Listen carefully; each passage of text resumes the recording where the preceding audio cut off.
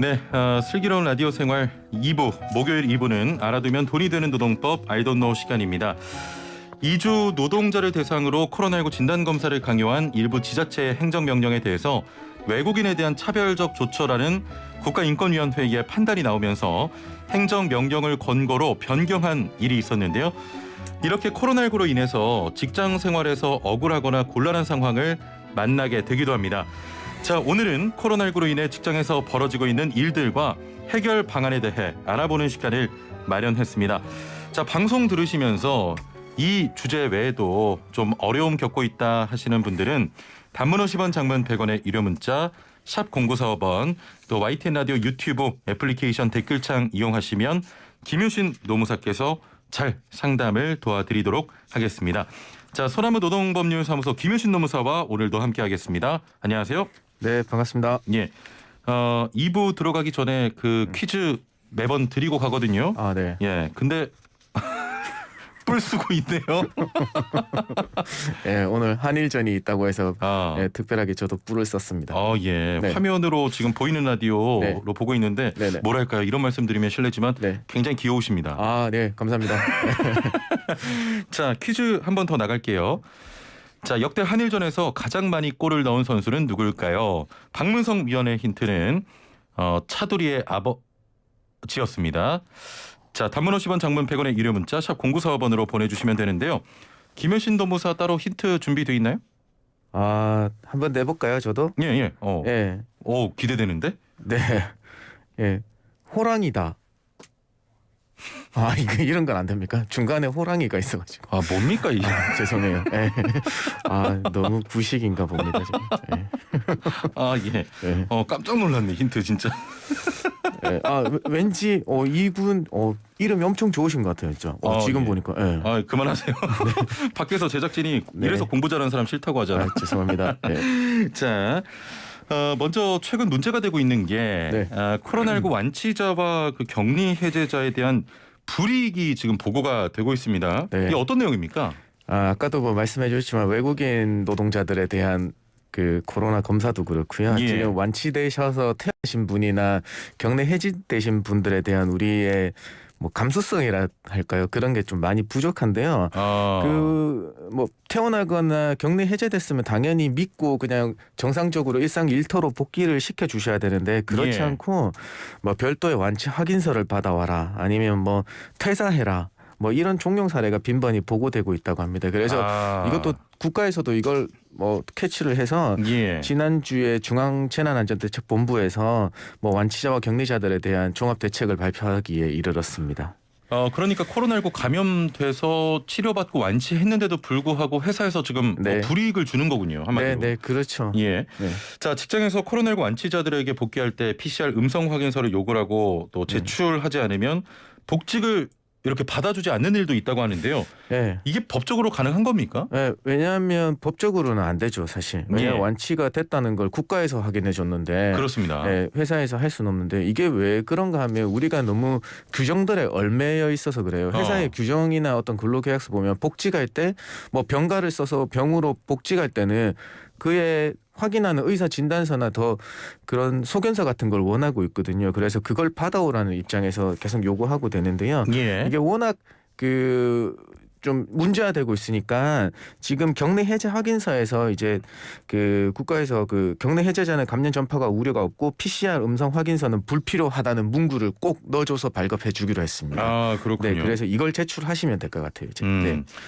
그 같이 근무하던 직원이 코로나19 판정을 받으면 같이 그 공간에 있던 네. 분들도 코로나19 검사를 받아야 하잖아요. 네, 검사 결과가 나오기까지 사실 일을 잘 못하는데 그렇죠. 이거는 무급 처리가 되는 겁니까? 예, 맞습니다. 왜냐하면 지금은 뭐 검사 시간이 워낙 당겨져서 크게 문제가 없었는데 그래도 예. 뭐 하루 이틀 정도 걸리니까요. 그렇죠. 이게 이제 노동부에서 판단하기로 확진 환자에 대해서 뭐 직접적 추가 감염 우려가 있으니까 그에 대한 그 예방을 위해서 휴업한 거는 휴업 수당이 발생하지 않는다. 라고 해석을 내놓은 게 있어요. 이제 초기에. 예. 그래서 별도의 휴업 수당이 발생하지 않고 무급으로 처리되고 있는 실정입니다. 그래서 대개는 이제 노동부에서는 그냥 근로자 생계 보호를 위해서는 그냥 하루 이틀 정도는 유급으로 좀 처리해 줘라라는 권고 수준에 이르고 있습니다. 아, 그 권고까지만 하는 거군요, 지금. 네, 그래요. 예. 그렇습니다. 그러면은 코로나19로 입원하거나 격리된 분들도 같이 무급 처리가 되는 거예요? 네, 그렇죠. 왜냐하면 휴업 수당이라는 게 사용자 이제 기책 사유로 인해서 휴업하게 되는데 코로나가 확진된 게 예. 결국에는 이게 사용자 기책 사유로 볼 수 있겠느냐의 문제거든요. 예. 그래서 이분들도 역시나 무급 처리됩니다. 그런데 만약에 유급 휴가를 제공했다고 하면 그 나라에서 그 유급 휴가 지원비를 사업자한테 지원해주고 있습니다. 예. 이게 상한이 1일 13만 원이고요. 지원 기간 유급 휴가 기간 그러니까 최대 14일 격리 해제 기간이고 뭐 더 길어지면 뭐 그 기간까지 다 지원해주고 있습니다. 예. 그렇다면 회사에서 유급휴가 받지 못한 분들은 어떻게 되는 겁니까? 이분들은 결국에는 생활 지원비 제도를 활용하셔야 돼요. 이거는 뭐 주민등록지 관할 그 주민센터죠. 주민센터에 가서 신청하시면 되는데요.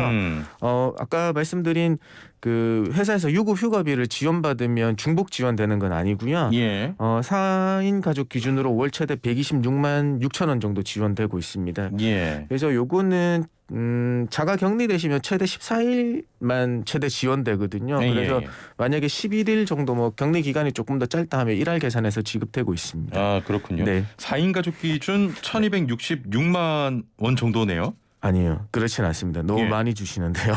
월 최대 126만 6,900원입니다. 아, 네. 예. 네, 126만 원 정도라고 알고 계시면 아, 제가 지금 방금 뭐라고 했나요? 1,266만 죄송합니다. 9천 원이라고 하셨죠. 예. 네. 쉼표를 잘못 봤네. 네.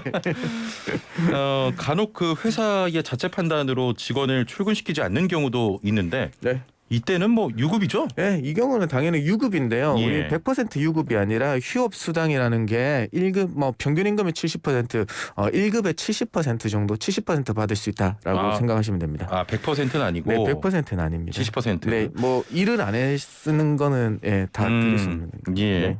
코로나19와 관련해서 가족을 돌보기 위해서 갑작스럽게 휴가를 써야 할 경우도 있을 텐데 이때 만약에 남은 연차가 없다면 어떻게 되는 겁니까? 네, 사실 뭐 가족 돌봄 휴가라는 게 있습니다. 예. 연간 최대 10일을 사용할 수 있는데요. 무급 아니에요? 예, 이게 무급입니다. 예. 왜냐하면 지난해까지는 가족 돌봄 긴급 비용이 국가에서 지원이 됐는데요. 예, 올해는 또 별도로 지원되는 제도가 없습니다. 그게 좀 가장 아쉽고요. 근데 제도를 소개해드리면 가족 돌봄 휴직이나 뭐 육아휴직 같은 경우는 최소 입사 6개월 이후에 근로자분도 사용하실 수 있는데요. 예. 이 가족 돌봄 휴가는 그냥 입사 6개월에 구애받지 않습니다. 바로 입사한 지 얼마 되시지 않으신 분도 사용하실 수 있다라는 것도 알려드리고요. 그다음에 예. 뭐 가족 돌봄 휴가 사용했다고 해서 무급이니까 어떤 주휴 수당을 공제한다는 회사들이 있는데 그렇지는 않습니다. 이거는 법적으로 권리 행사를 하시는 거기 때문에 그 날만 무급이고 다른 주휴 수당에 대해서는 영향받지 않습니다. 예, 네. 알겠습니다. 가족 돌봄 휴가에 대한 내용이었습니다. 네. 코로나로 회사가 어려워져서 휴업이나 휴직을 계속하다가 퇴사하는 경우도 있는데 이런 경우 실제로 요즘 많이 발생하고 있거든요. 맞습니다. 네. 이때 실업급여는 받을 수가 있나요? 네, 대개 이제 회사에서 휴업을 하다가 이제 퇴사한다고 하면 예. 이제 그 서로 그 측은한 마음에 권고사직으로 경영상 어려우면 권고사직으로 해서 처리해 주는 데가 많긴 해요. 예, 그런데 이제 지원금 쪽에 걸리다 보면 인위적인 구조 조정이 있으면 지원금이 그냥 일자리 안정자금이나 이런 게 그 끊기는 위험성이 있어서 안 해주는 데도 많거든요. 그래서 예. 이 경우는 자진 퇴사하면 결국에는 휴업하다가 자진해서 퇴사하면 실업급여 안 된다. 그런데 권고사직으로 퇴사하는 경우에는 된다. 네, 이렇게 이해하셔야 될 것 같아요. 예, 자진은 안 되고. 네, 결국에는 휴업하시가도 스스로 그만두는 자발적 퇴사 같은 경우에는 될 수 없다라고 말씀드리겠습니다. 그러면 이 부분에서는 회사가 조금 좀 해줘야 되는 거 아닙니까? 그렇죠. 이 부분에 대해서는 원칙적으로 휴업한 것 자체가 경영상 어려움 때문에 휴업을 하고 있었고 그렇죠. 거기에 대해서 기존에 받던 생활 수준을 유지할 수 있는 임금을 못 받은 우리 근로자분들이 어쩔 수 없이 다른 직장을 찾아서 떠나시려고 하는 거니까 권고사직으로 처리해 주시는 게 서로하게 좋을 것 같습니다. 알겠습니다. 네. 자, 오늘 상담이 좀 많이 들어와서 네. 상담으로 바로 이어가 보도록 하겠습니다. 0847번님께서는 회사가 갑자기 이전한다는데 이전하는 곳으로 출근하려면 차가 안 막힐 때 1시간은 가야 되는 거리입니다. 회사 이전은 노조 동의 없이 가능한가요? 노조 제외하고 개인이 취할 수 있는 방법은 없을까요? 라고 하셨네요. 네, 회사 이전에 대해서 노동조합이 어떻게 할 수 있는 방법은 없습니다. 이거는 왜냐하면 철저하게 그 회사의 경영자적 입장에서 인사권을 넘어서 경영권이 인정되는 영역인 거니까요. 예. 그것을 뭐 원천적으로 막을 수 있는 건 없고요. 그 다음에 회사 이전에서 출근 1시간이 걸리신다고 하니까 별도로 거기에 대해서 다니실 수 있으면 이제 뭐 다니시는 건데 못 다니시면 그 퇴사를 해야 되는데 또 퇴사하면 실업급여를 말씀드리지 않을 수 없는 게 왕복 3시간이 걸려서 퇴사를 해야지 또 저기 실업급여의 수급 자격이 되거든요. 자진 퇴사하시더라도요. 그래서 지금은 편도 1시간이라고 하니까 조금 모자라서 아쉬운 점이 조금 있는 것 같습니다. 그렇군요. 네, 그래서 왕복 3시간의 경우에는 그러면 어디서부터 어디까지냐? 이거는 내 집 문을 열고 나가서 회사 문을 들어가는 것까지입니다. 도어 투 도어라고 생각하시면 됩니다. 그게 3시간이 넘어야 되는 거죠? 3시간, 왕복 3시간입니다. 네. 그러면은 지금 차가 안 막힐 때 1시간 가야 되는 거리라고 하면 차가 막히면 뭐 충분히 왕복 3시간 넘어갈 수도 있겠는데요. 그렇죠. 조금 더 또 확인을 해봐야 될 것 같아요. 이제 결국엔 출퇴근 시간에 얼마나 걸릴 것인가에 대한 거요. 그렇습니다. 6778번님, 회사에서 연차 사용 또는 지급은 안 합니다. 참고로 저희 회사는 외국인 10명, 내국인 4명인데요. 이 경우에 연차 사용할 수 없나요? 라고 하셨거든요. 지금 외국인 10명, 내국인 4명. 내국인 우리 한국분 4명이요. 왜냐하면 근로기준법은 속지주의입니다. 한국에 있으면요, 한국의 근로기준법을 적용받게 되어 있습니다. 외국인이 10분이든 뭐 내국인이 4명이라서 5인 미만이 그런 게 아니고요. 여기는 14인 사업장입니다. 그래서 연차 법대로 적용해 주셔야 되는데요. 법을 위반하고 있는 걸로 보입니다. 이 연차 사용할 수 있게 회사에서 해야 됩니다. 네, 그렇죠. 외국인 10명 고용관계랑은 상관이 없나요? 왜냐하면 우리는 그 고용의 형태는 그 고용계약의 형태는 불문합니다. 실질적으로 사용자의 지위 명령을 받아가면서 일하는 사람들은 모두 다 노동자로 보고 있습니다. 그렇습니다. 가야 되고요. 연차 사용을 할 수 있습니다. 네. 5292번님. 5월 5일 퇴직 앞두고 있습니다. 퇴직이라기보다는 쫓겨난다는 말이 맞겠네요. 15년 근무했고 인쇄하는 제조업입니다. 직원은 사장 포함 11명, 공장장이 제가 마음에 들지 않는다는 이유로 자르라고 했고요. 사장은 그 말을 듣고 저보고 퇴사하라고 했습니다. 이왕 쫓겨나는 거 돈이라도 받고 싶은데 어떻게 해야 할까요? 라고 하셨네요. 결국에는 가장 중요한 게 5월 5일 날 퇴사하기로 확정된 게 내가 동의를 했는지에 대해서 가장 중요한 거예요. 왜냐하면 결국에는 뭐 거기에 있는 누군가가 저기 회사를 그만두라고 해서 그 사장님이 뭐 퇴사하라고 압박을 한 거에 대해서 여기까지는 사실 사직의 권고 형식이거든요. 왜냐하면 사실 뭐 다들 의아해하시는 게 우리 실무는 그렇지 않죠. 그 분위기는 나를 완전 쫓아내려고 하는 작업들을 해왔는데 법적으로 보면 여기까지는 아직 퇴사의 권고예요. 왜냐하면 내일까지 나오지 마, 아니면 언제까지만 나오지 마세요, 아니면 당장 당신 해고합니다, 이런 발언이 없었거든요. 그래서 여기에서 5월 5일까지만 근무하세요라고 해서 그만두는 건지, 아니면 이런 과정들이 있다가 그럼 언제 그만둘 거예요, 그래서 내가 그러면 뭐 언제까지만 일하겠습니다라고 하면 두 분 관계의 그 근로계약의 해지에 관한 합의가 있었다고 봐야 되거든요. 그러면 이거는 합의 해지의 경우니까 해고에 해당될 수가 없어요. 그래서 우리 질문 주신 분이 이 퇴사가 이루어진 5월 5일로 확정된 경위들을 다시 한번 살펴보셔야 돼요. 그렇군요. 그 회사에서 일방적으로 5월 5일까지만 근무하시오 라고 했으면 해고고요. 그게 아니라 5월 5일에 대한 서로 간의 합의, 퇴사일에 대한 합의가 있었으면 해고라고 보기 어렵죠. 그럼 이렇게 되면은 그 퇴직금만 받게 되는 겁니까? 그죠. 퇴직금은 그대로 계산해서 받으시면 되고요. 다른 우리가 해고가 발생했을 때 받을 수 있는 한 달 전에 해고하지 못하면 해고 수당이라는 거. 근데 5월 5일이니까 벌써 30일 뒤로 가 있으니까 해고 수당은 발생할 여지가 없는 거예요. 그래서 나중에 부당해고 구제 신청을 할 수 있냐 없냐 이런 문제들이 있는데 좀 자세하게 더 확인해 보시면 좋겠습니다. 알겠습니다.